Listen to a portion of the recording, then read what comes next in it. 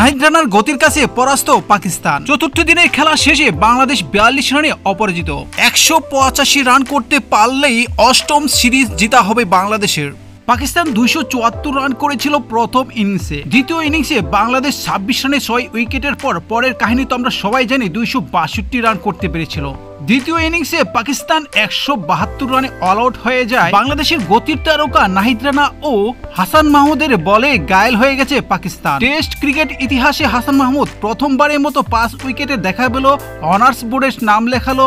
বাংলাদেশের test series জয়ের দেখার স্বপ্নটা যেন বাস্তবে রূপ নিতে যাচ্ছে।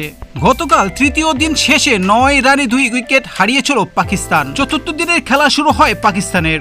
সকালটা ধীরস্থিরভাবে খেলতে ছিল, কিন্তু ঘন্টা দুয়েক যাওয়ার পরে নাহিদ রানার বলে যেন আগুন জ্বলতেছিল। নাহিদ রানার বলে বাবর আজম আউট হওয়ার পর পাকিস্তান যেন দিশেহারা হয়ে যায়। শান মাসুদ 28, বাবর আজম 11 এবং মোহাম্মদ রিজওয়ান অনেকটা চেষ্টা করেছিল। 73 বলে 43 রানে হাসান মাহমুদের কাছে এসে ধরা খেয়ে যায়। বাংলাদেশ তখন 150 রানের মধ্যে অল আউটের জন্য ব্যস্ত হয়ে পড়েছিলেন, কিন্তু শেষের দিকে সালমান আগা 71 বলে 47 রান করে সেটা দেখিয়ে দিয়েছেন তিনি। 9 উইকেট জুটিতে সালমান আগা ও আবরার আহমেদ 25 থেকে 30 রানের একটি পার্টনারশিপ করেছিল, যার ফলে 185 রানের টার্গেট দিতে পেরেছে পাকিস্তান। তাসকিন আহমেদ নিয়েছিলেন 1 উইকেট, হাসান মাহমুদ 5 উইকেট এবং নাহিদ রানা 4 উইকেট নিয়ে পাকিস্তানকে অনেকটা ব্যাক ফুটে করে দেয়। চতুর্থ দিনের তৃতীয় সেশনে এসে বৃষ্টি হানা দেয়। বাংলাদেশ 185 রানের লক্ষ্যে খেলতে নেমে সাদমান ইসলাম ও জাকির হোসেন 42 রান করে অপরাজিত ছিলেন। জাকির হোসেন 31 এবং সাদমান ইসলাম 9 রান করে। কালকে পুরো দিনে 143 রান করতে পারলেই বাংলাদেশ